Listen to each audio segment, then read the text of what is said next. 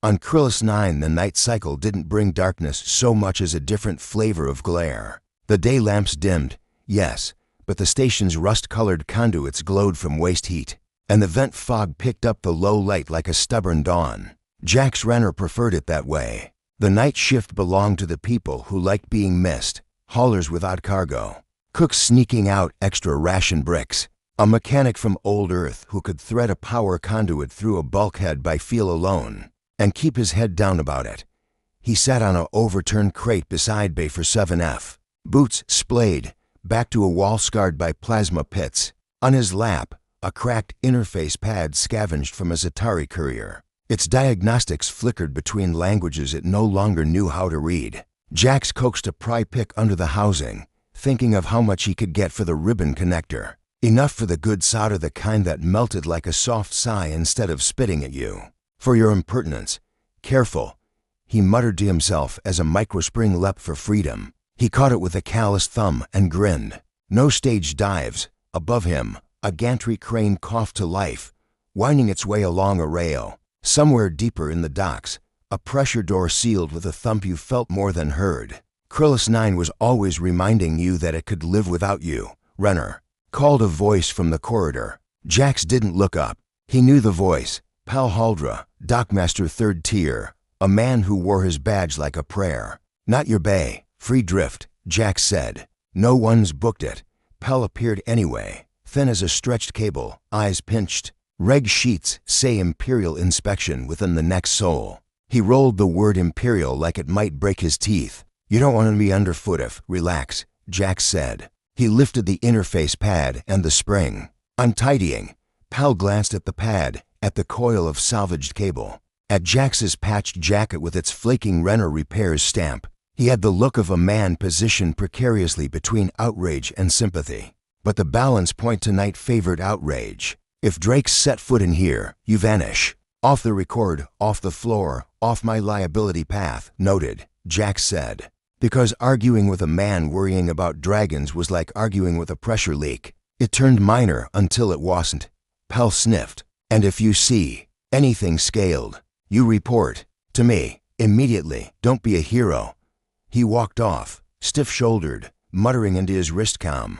Jax let out the breath he'd been holding. Imperial inspection. He'd heard the rumors smugglers scrubbed their manifests, station clerks polished their grammar. Even the black market protein vats ran 1 degree cooler, as if temperature could hide sin. Jax's work didn't intersect with official things. His customers smiled with their eyes, paid in cash, and never asked for receipts. Still, an inspection meant tension, and tension made people careless. Carelessness meant more broken things.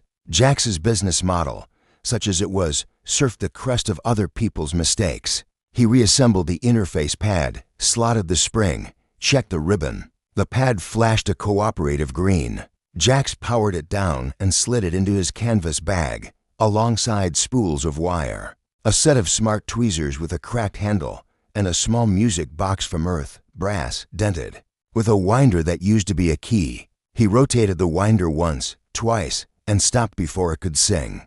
He didn't like to hear it on nights like this. The melody brought back a kitchen with linoleum floors and the way his sister, Kemi, had danced in socks. Stations didn't have floors for dancing. They had grates that grabbed your soles.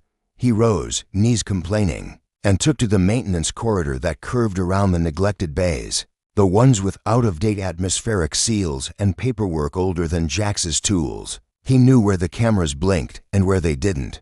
He knew which pressure doors stuck unless you kicked them just so. He knew that if you were quiet near for 9B you could hear the compost augers, grinding station waste into something edible if you were desperate enough. He also knew because he'd counted that 9 times out of 10 the quiet broke with a hiss, a rattle, a curse, a laugh. Stations weren't churches. Tonight, the quiet broke with a sound Jax had never heard on a station. He stopped as if a cable had tightened around his chest.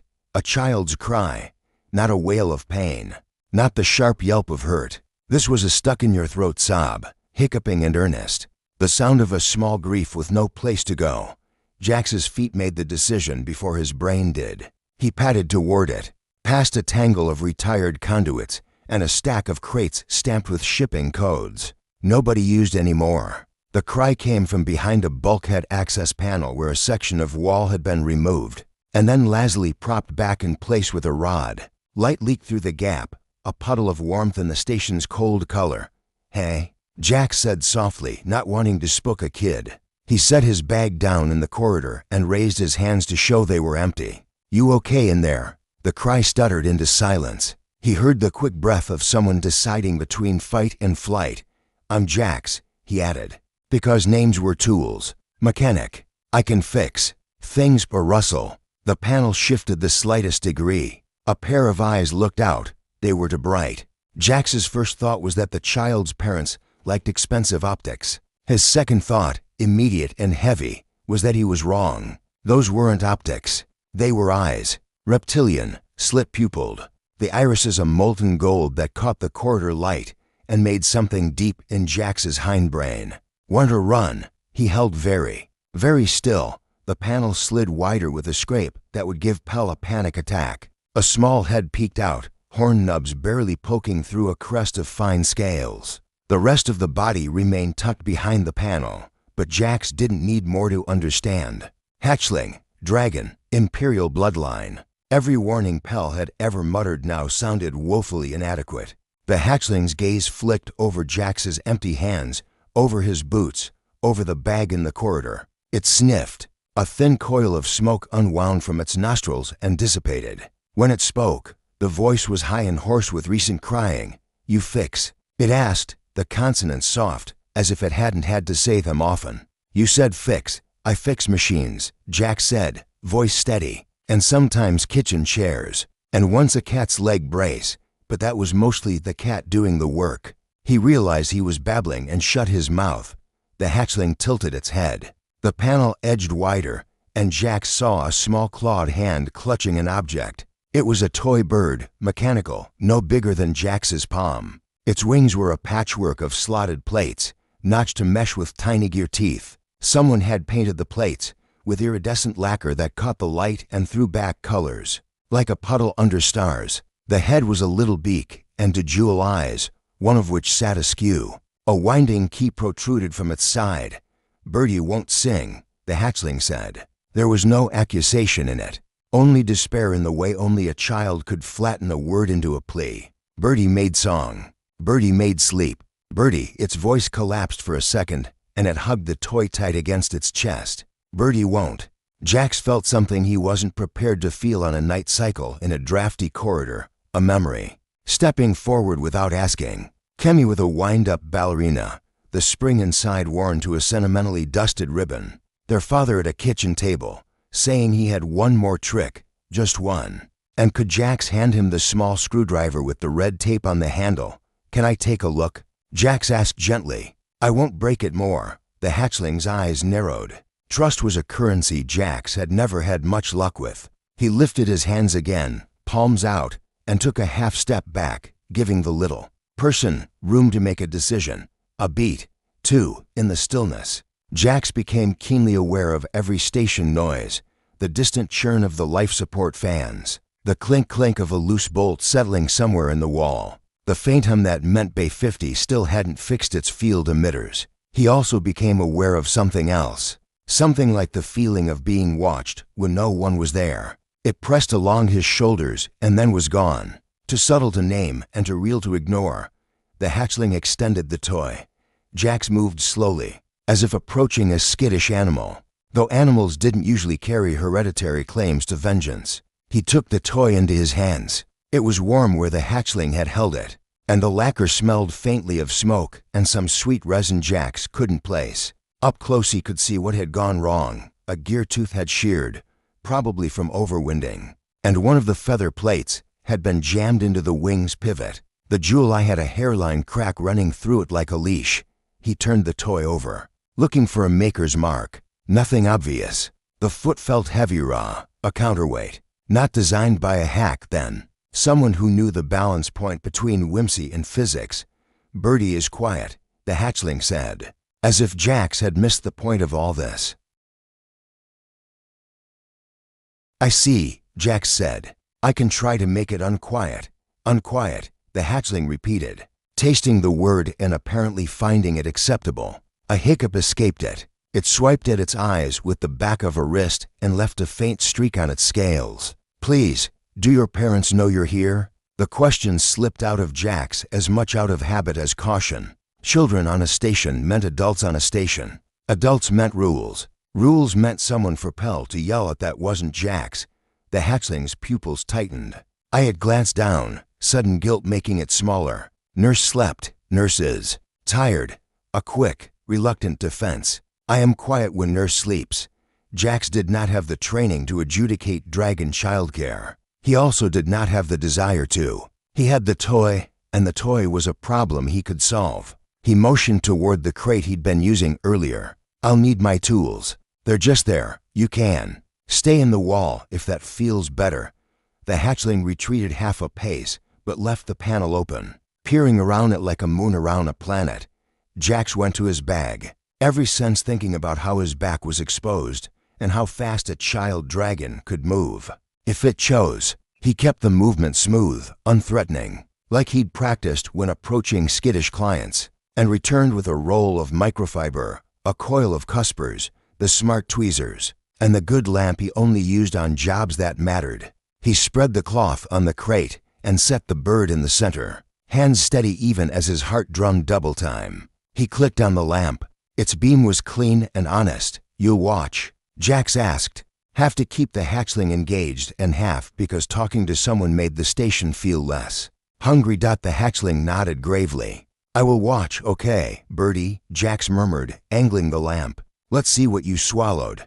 He teased the pivot pin free with the tweezers, eased the jammed plate out, and held the feather up to the light. The iridescence wasn't paint after all. It was micro-etched, thousands of ridges turning light to color. Whoever had made this had cared about how wonder worked. The thought made Jax careful in a way he rarely had to be with cargo clamps. He looked up once and caught the hatchling watching his hands, like a student watches a teacher performing a spell. Its breathing had evened out. The hard little hiccups were gone. "Where'd you get Birdie?" he asked, not sure if conversation was allowed, but needing to cut through the intimacy of the lamp and the "Work, Papa," a soft answer that carried weight. He said, "Birdie is for brave nights, when the sky is loud." Jax's mouth went dry at the word Papa. He kept his face still, but his blood remembered every warning he'd ever heard. The dragon's empire wasn't a metaphor like humans like to make their empires. It was literal. It had boundaries you could crash a ship against and laws that glowed when you broke them. "Brave nights," Jax repeated, as if it were just a quaint phrase and not a map to a throne room. He angled the bird, saw the sheared tooth again, and calculated the tolerances. He could swap in a spare from the Zatari pad's drive assembly, file it to fit, polish the burrs. It would sing again. He could do that. He wanted to do that. He also wanted to put the toy down, step back, and pretend he had never seen scales in a dock at night. Something shifted above him. Not a noise, a sense. Like a heat shimmer you feel along your neck rather than see. Jax glanced up, instinct wrestling with common sense. The maintenance crawlspace ran just over this corridor, accessible by a hatch no one bothered to lock, because you'd have to be a rat to fit. The grate sat in shadow, a mouth with bars. Nothing moved behind it. The lamp made a small pool of light, and Jax and the hatchling and Birdie sat in its center. As if marked, "Birdie," the hatchling whispered, all the earlier grief thinner now.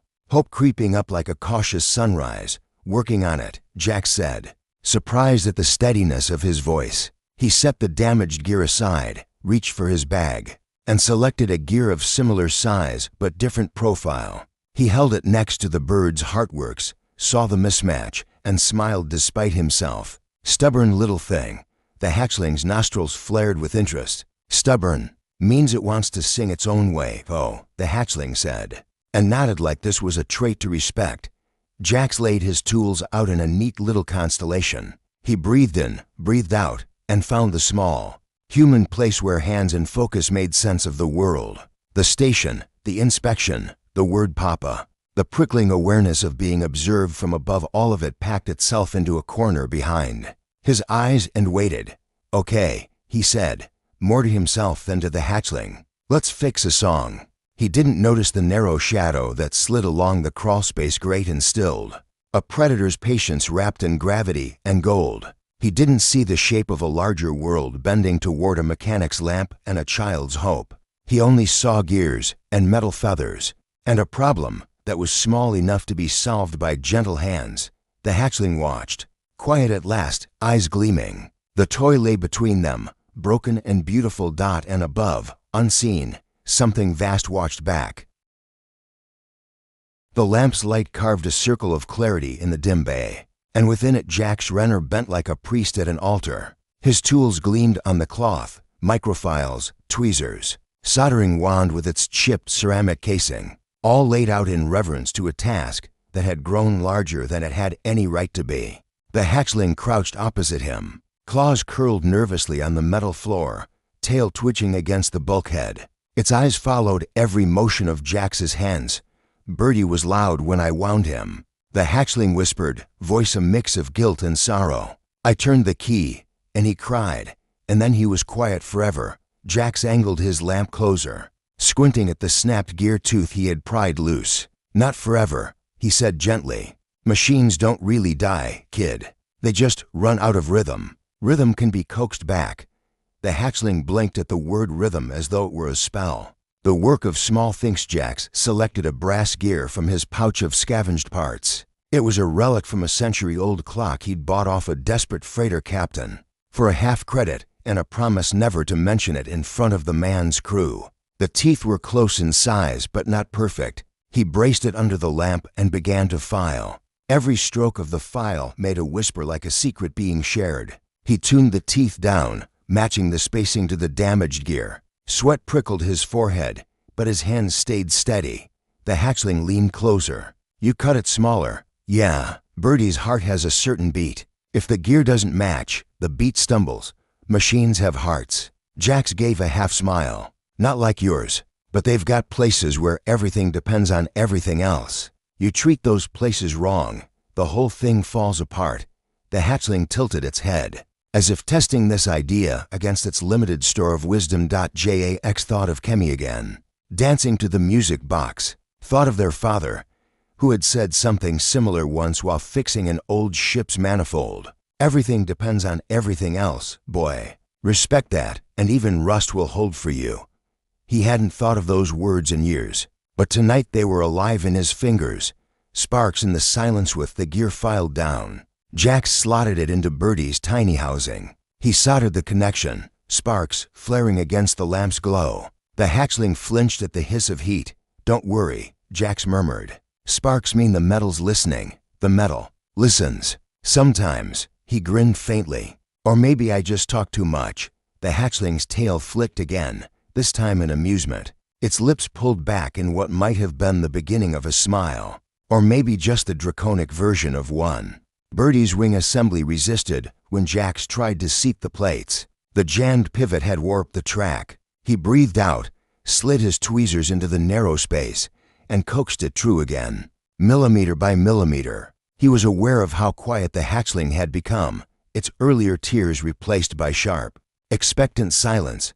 The toy's wing clicked into place. The sound was soft, but to the hatchling it was thunder. Birdie? The hatchling whispered, leaning forward. Not yet, Jax said. Patience. He's still remembering how to sing. The song restored wound the key, one careful turn. The gears inside meshed, tentative, as if uncertain about their new companion. Then, slowly, the bird's wings flexed. A faint hum rose from its chest cavity, gathering itself like a breath. And then, trill. The sound was high and sweet, a note that vibrated in the air with childlike joy. The wings beat twice, catching the lamplight in a shimmer of etched color. The hatchling's golden eyes widened, and tears gathered again, but these were different tears. It let out a half sob, half laugh, and clutched its claws together. Birdie sings. Birdie sings again. The bird continued its melody, a series of trills that built into a lilting tune. Imperfect but alive. The hatchling scooped it into its arms, hugging it close as though afraid it might vanish. You fixed him. It squealed, tail lashing in delight. You fixed Birdie. Jax leaned back, wiping sweat from his brow, a grin tugging at his face despite the knot of nerves in his stomach. Told you. Just out of rhythm. The hatchling nuzzled the toy. then looked at Jax with a gaze too old and too earnest for its small frame. "You are kind." Jax froze. The word hit him harder than any threat ever had. Kindness was not a currency often traded on Krillus 9. He shrugged, trying to make light of it. "Nah, just good with busted things."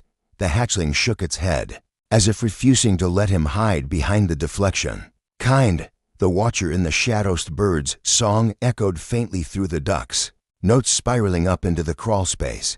Jax heard the melody rebound, as though the station itself carried it farther. He did not notice the shift in air above, the silent intake of breath that was not the hatchling's. For high in the dark, behind the grate of the maintenance crawl, a pair of eyes the color of molten suns lingered. They had watched Jax's patience, his hands steady where others would rush, his words gentle where others would fear.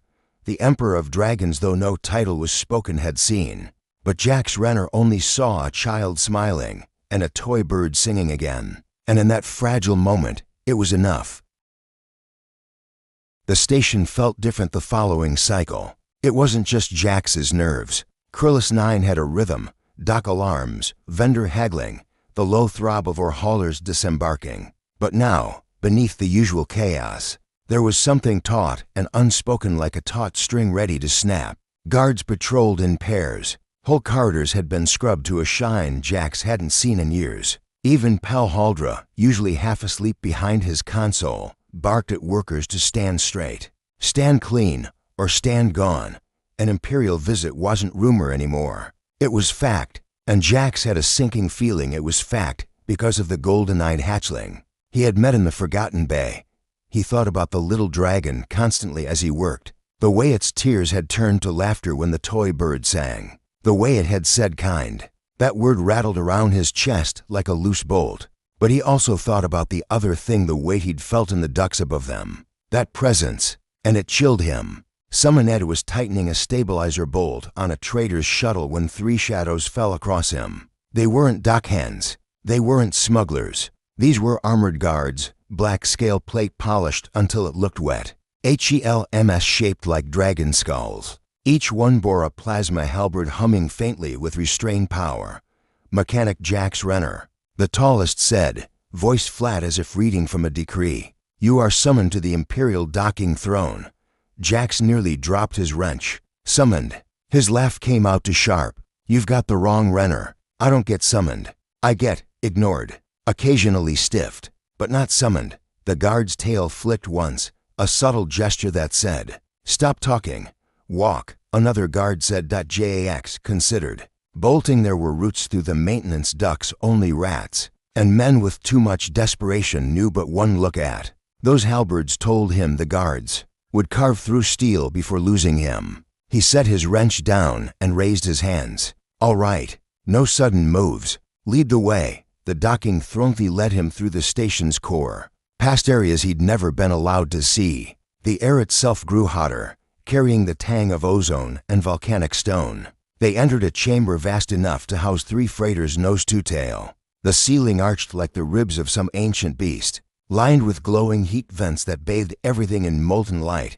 And at the center, on a dais of black obsidian veined with crimson, sat the docking throne. No human term really did it justice. It was part seat, part command console, part altar, and on it, coiled in majesty too vast for Jax's mind to comfortably grasp, sat a dragon, the Emperor. His scales shimmered like a storm of gold and fire. Horns swept back like spires of obsidian. Wings folded along his sides radiated power even at rest. His eyes, molten and unblinking, locked on Jax the moment he entered. Jax's legs nearly refused him, but the guards shoved him forward until he stood small, sweat-damp, and grease-stained in the glow of the throne. The Emperor leaned down. His voice rumbled, deeper than gravity itself. "You," Jax swallowed. "Me, you touched my bloodline." The words cracked through the air like lightning.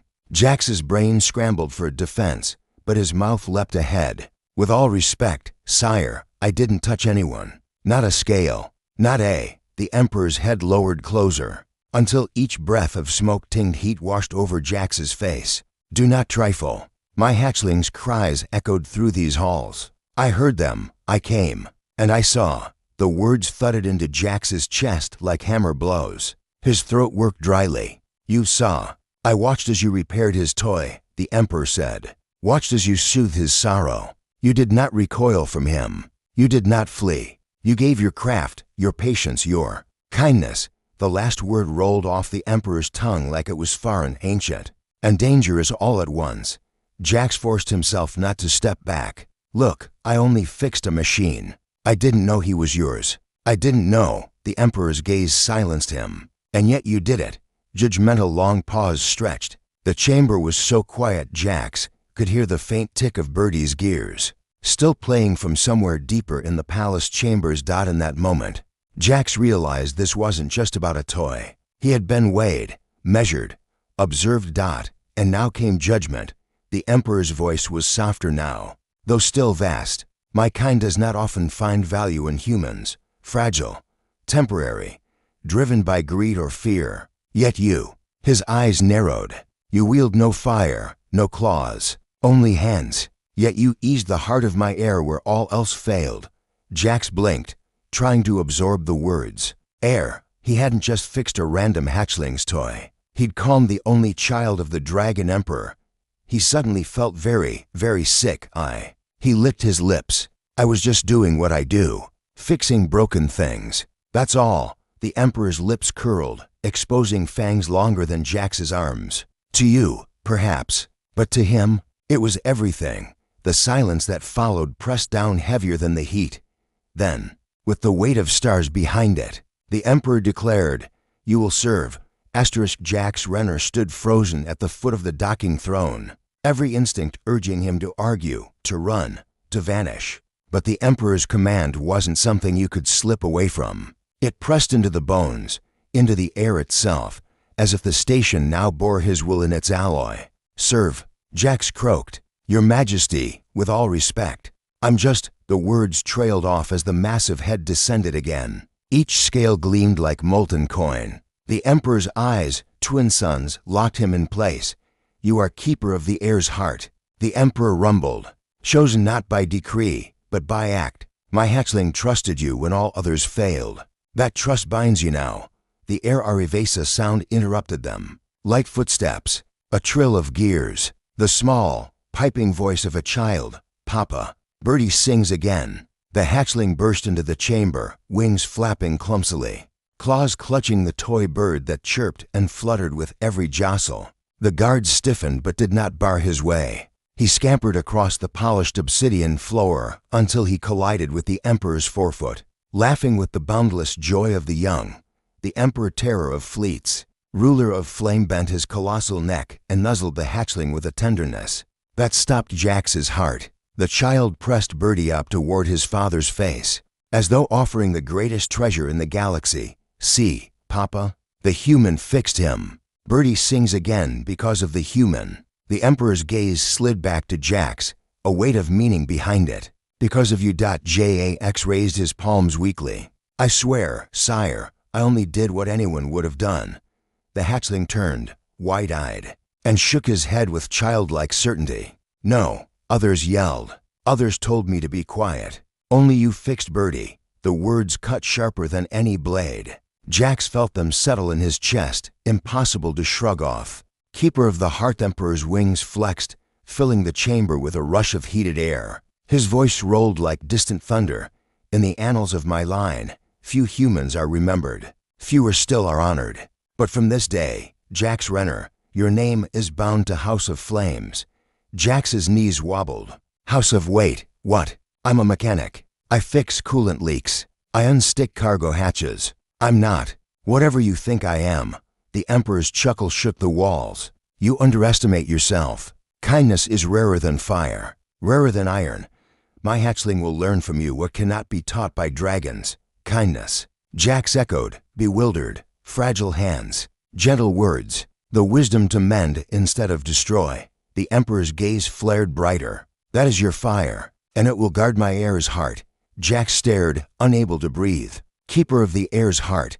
The title sounded like a curse and an honor all at once. An oath of scales and grease. The Emperor lowered one massive claw, each talon gleaming like a blade. The hatchling placed Birdie upon it, then scampered up to perch beside. Repeat. The Emperor commanded, and it shall be sealed. Jax's mouth went dry. Repeat what? The Emperor's eyes narrowed. I will mend what is broken. I will shield the heart of the air. I will honor the trust given. Jax's pulse thundered. Every survival instinct screamed at him to keep his head low. Agree, survive. But another part quieter, older remembered Kemi's broken ballerina. Remembered her smile when he fixed it. Remembered the hatchling's tears turning to laughter. He drew a slow breath. I will mend what is broken. I will shield the heart of the air. I will honor the trust given. The Emperor's head rose high, wings spreading wide until the chamber glowed with light refracted from every golden scale. So it is spoken. So it is bound. The hatchling clapped his claws, tail lashing with joy. Keeper Jax. Keeper Jax. Jax winced. Oh stars, that's going to stick, isn't it? A new path. Guards slammed their halberds down in unison. The chamber vibrated with the force of the proclamation. You are no longer nameless. The Emperor intoned. From this day, you walk under my protection. Fail, and no star will hide you. Succeed, and even dragons will honor you. The hatchling beamed, running up to Jax and thrusting Birdie toward him. Keeper Jax, come play. Birdie wants you too. Jax crouched awkwardly, taking the toy bird back into his calloused hands. Its trill rose again, filling the vast chamber with improbable sweetness. He looked at the hatchling's hopeful face, then at the Emperor's blazing eyes, and he realized the truth. He had fixed a toy and gained a family's trust, and now, without warning or choice, he had stepped into history.